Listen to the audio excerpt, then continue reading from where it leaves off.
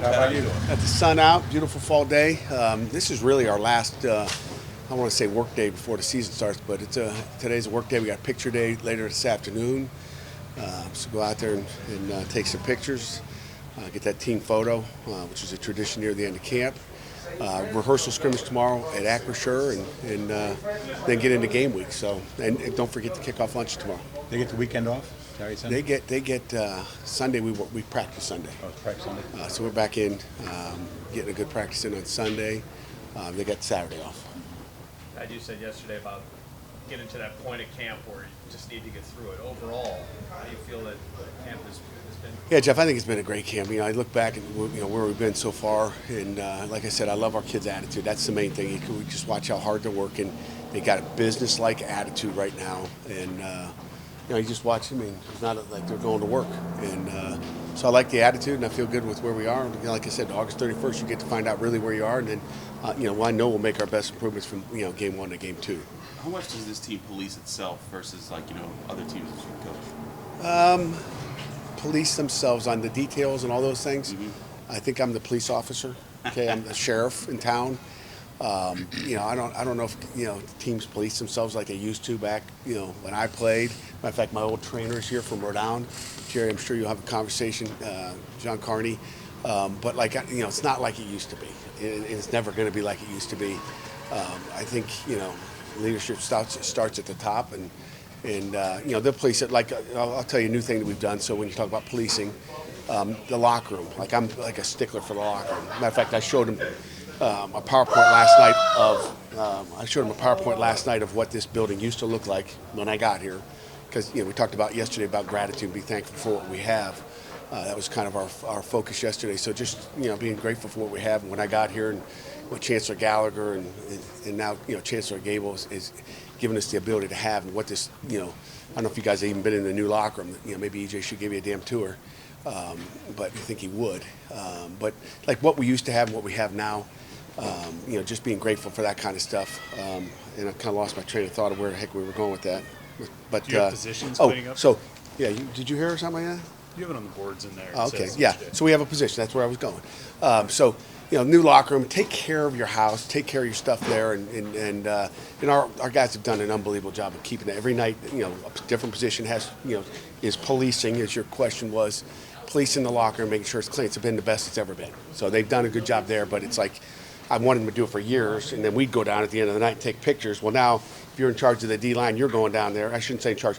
They'll pick, hey, you're the last one in, make sure you take pictures. They take pictures of it, and and we've been detailed that way. They take great pictures in to clean it up. And you know what? If Jerry's locker's messed up or his helmet's turned the wrong way, you're going to fix it for him, take a picture, send it to Jerry, and say, Jerry, get your crap together. I'm not your custodian. I'm not your house housewife or house husband, whatever it may be. So done things like that. So they police that. But the other things, I got to stay on those details and remind them all the time because they Never forget. done those pictures before? We do pictures. I always get the pictures in the team room, but it's usually us taking it. Oh, And I haven't had any bad pictures, so they're taking care of themselves, which is good. Every night, different groups got it, and we'll continue. That's the first time we did it, and it's been great. So they have policed the locker room, I guarantee you that. Do you have an idea of who your two best defensive tackles are at this point in camp? You know what? That consistency part of it, and I think it's good at a point. Like I wish I could nail down a couple and tell you. I can give you a clue maybe who the top 4 are right now, and again, it comes on a daily basis. Probably refrain from doing that. But like every day, it's somebody better, which or different, I should say.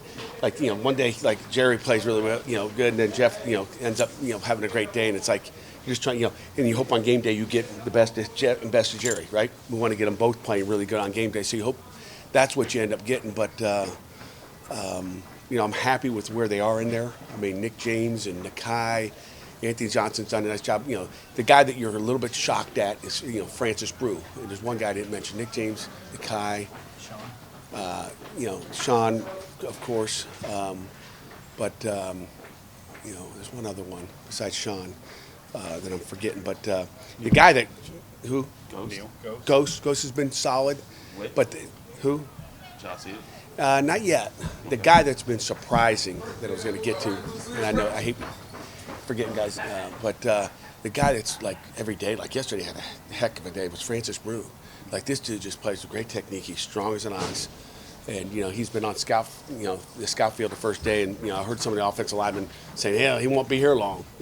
So when they got respect of the older guys talking like that, it means something. So, I've been happy with where they are.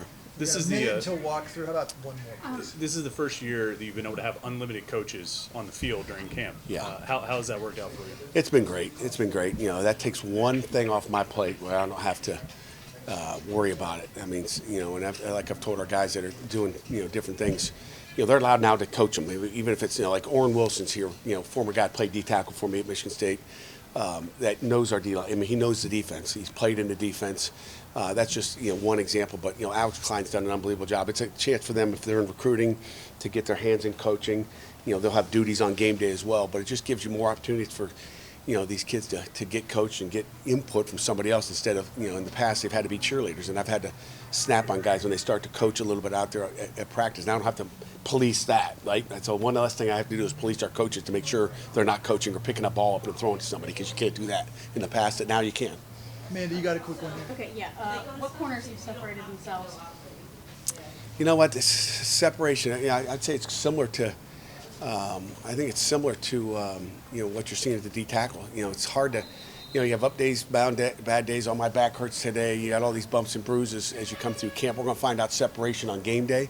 But, I mentioned some D linemen already, but, obviously Rylan Gandy. Rylan Gandy. Why do they have 8 minutes on the clock instead of 10? Confused about that. See, I got to go sheriff the clock too, right? I got to police the clock. Okay, they just put 10 up there. DBs, Taman, Gandy, Battle has played really well. Excited about him, keep him healthy. Can't wait to see 15 out there. Crumpley's done a nice job. Noah Bigelow. I mean, again, the good thing is I'm not telling you I have 2 and we don't have 4 or 5. Like, I have trust, and then we'll find out how much we can trust them on game day.